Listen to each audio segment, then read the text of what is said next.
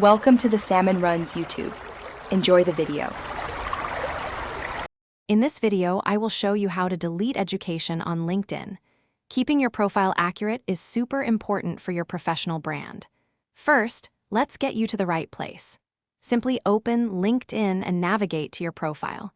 You can do this by clicking on your profile photo or the Me icon, then selecting View Profile.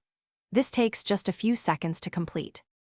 Once you are on your profile page, you will need to scroll down a bit.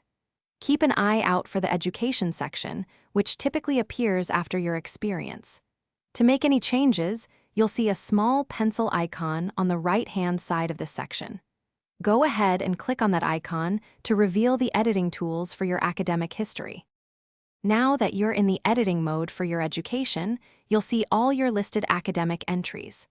Identify the specific one you want to remove. Click the small pencil icon directly beside that particular entry. This will open a new window. Scroll down to the very bottom of this window, and you'll find the Delete Education button. It's a straightforward process. After clicking Delete Education, a confirmation pop-up will appear, asking you to confirm your choice. This is a safety measure to prevent accidental deletions. Simply click the Delete button one more time to finalize the removal.